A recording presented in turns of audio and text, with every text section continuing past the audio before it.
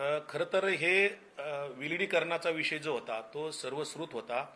त्यांच्या पक्षातल्या सर्व प्रमुख नेत्यांना आणि आमच्या पक्षातल्या सर्व प्रमुख नेत्यांना हे सर्व अजितदादा हयात असताना माहीत होतं. सगळ्या बैठका माहीत होत्या, सगळ्या चर्चा माहीत होत्या. परंतु जे स्वतःला आता अजितदादांचे वारंवार रोज सांगतायत, मुलाखती देऊन सांगतायत की मी अजितदादांचा 35 वर्ष मित्र आहे, हे सुनील तटकरे साहेब किती खोटं बोलतात हे माध्यमांच्यात रेकॉर्ड झालेलं आहे. त्यांची 16 फेब्रुवारीची निलेश खरे यांनी घेतलेली मुलाखत ऐका आणि काल एबीपी माझाला कौशिक मॅडमनी घेतलेली मुलाखत ऐका. दोन्ही मुलाखतीमध्ये ते वेगवेगळं बोलतायत. म्हणजे अजितदादांच्या हयातीत सुद्धा ते खोटं वागले दादांशी आणि दादांच्या निधनानंतर सुद्धा चक्क दादांना खोटं ठरवता. अरे दादांच्या बद्दल तुम्हाला काही सहानुभूती नाही. दादांना न्याय मिळवण्यासाठी तर तुम्ही कुठे झगडला नाही, काही नाही. मात्र दादांना निधनानंतर खोटं ठरवता आणि वर म्हणता मी मित्र आहे दादांचा. आमच्याकडे एक म्हण आहे, कपटी मित्रापेक्षा दिलदार शत्रू बरा. तटकरे साहेब, तुम्ही 16 फेब्रुवारीला एक बोलला आणि काल 31 मार्चला वेगळं बोलला.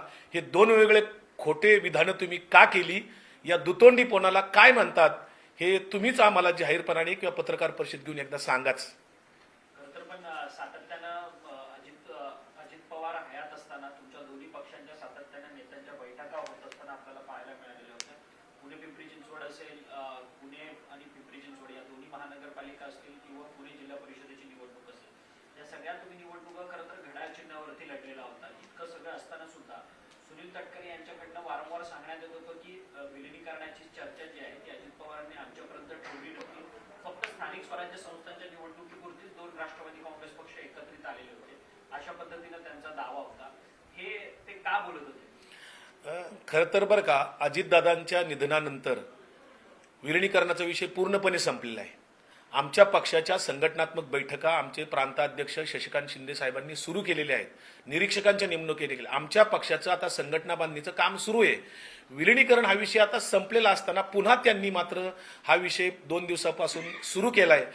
कदाचित त्यांना अस्वस्थ वाटत असावं किंवा अडचणीत आलेत म्हणून का? अशोक खरातचं प्रकरण त्यांच्या पक्षाच्या महिला अध्यक्षा ज्या असलेल्या रुपाली चाकणकर किंवा सुनील तटकरे हे त्या प्रकरणात खोलपर्यंत अडकलेले असल्यामुळे कदाचित ते आता समाजात त्यांची प्रचंड बदनामी झालेली आहे.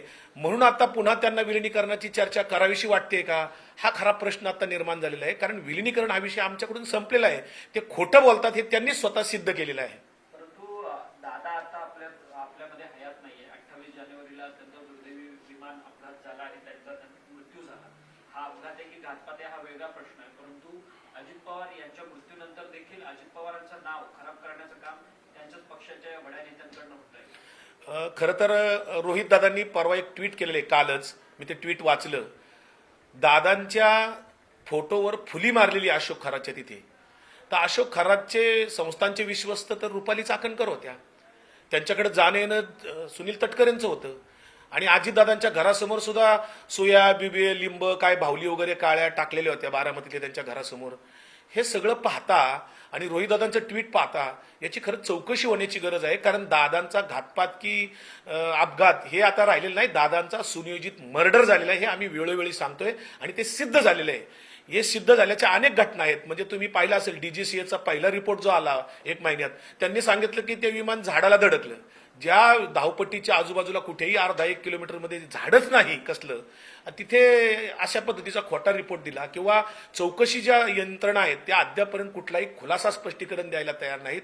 रोहित दादांनी आम्ही सगळ्यांनी दीड महिना त्याचा सर्व पातळीवर पाठपुरावा केला, जंग पछाडलं, सगळ्या नेत्यांना भेटलो, तरी सुद्धा पुढे येत नाही. मात्र याच काळामध्ये अजितदादांचा पक्ष सुस्त होता, कुठेही भूमिका घेत नव्हता. सुनील तटकरे आणि रुपाली चाकणकर अडचणीत आल्यावर मात्र त्यांच्या पक्षाचे काही लोक किंवा प्रवक्ते त्यांच्या बचावासाठी मात्र पुढे येतात. पण दादांना न्याय मिळवण्यासाठी कुणीही पुढे आलं नाही. खरं तर दादांच्या पक्षाकडनं अपेक्षा आम्हाला अशी होती की रोहित दादा त्या मुद्द्यावर अजितदादांना न्याय मिळवण्यासाठी जर लढत आहेत तर त्यांनी रोहित दादांच्या त्या लढ्याला साथ देणं अपेक्षित होतं.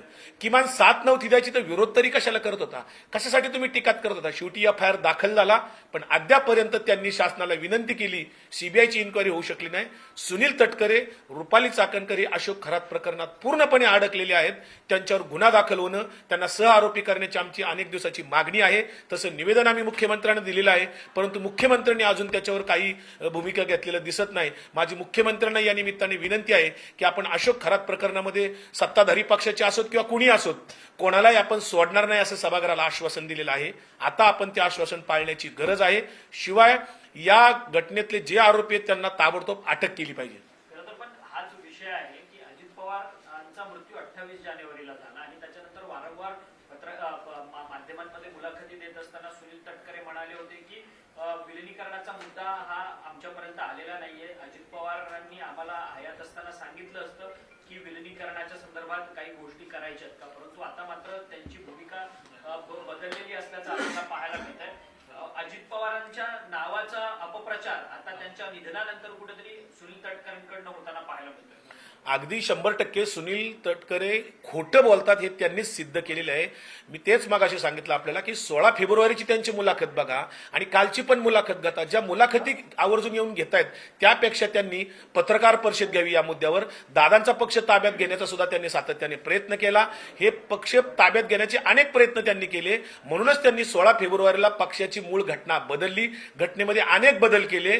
सामाजिक न्याय असेल, ओबीसी सेल असेल किंवा अल्पसंख्याक सेल असेल, या फ्रंटलला सेल बनवलं, दुय्यम स्थान दिलं. म्हणजे अजितदादांचा शिवशाहू फुले आंबेडकरांचा विचार, सर्वधर्म समभावाचा विचार किंवा पुरोगामी विचार ज्याचा अजितदादा सातत्याने उल्लेख करायचे तो विचारच त्यांना आता नकोसा आहे का?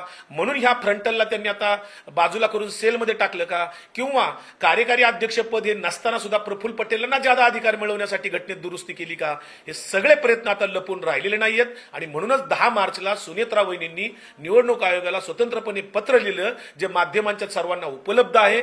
घटनेत बदल केलेली नवीन घटना सुद्धा उपलब्ध आहे, जुनी घटना उपलब्ध आहे आणि हे बदल केलेले आता लपून राहिले नाही. म्हणून सुनेत्रा वहिनींनी निवडणूक आयोगाला कळून त्या मधल्या काळामध्ये जे काही निर्णय घेतले गेले ते रद्द करावेत अशा पद्धतीचं पत्र सुनेत्रा वहिनींना लिहावं लागलं. ते का पत्र लिहावं लागलं याचं स्पष्टीकरण सुनील तटकरे यांनी आपल्या चिट्ट्या पिट्ट्या लहान मुलांच्या मार्फत कुठं प्रतिक्रिया न देता स्वतः पुढे यावं, हिंमत दाखवावी आणि 10 मार्चला सुनेत्रा वहिनींनी का पत्र निवडणूक आयोगाला लिहिलं याचं स्पष्टीकरण द्यावं. घटना का बदलली याचं स्पष्टीकरण द्यावं. पत्रकारांच्या प्रश्नांना सामोरं जावं.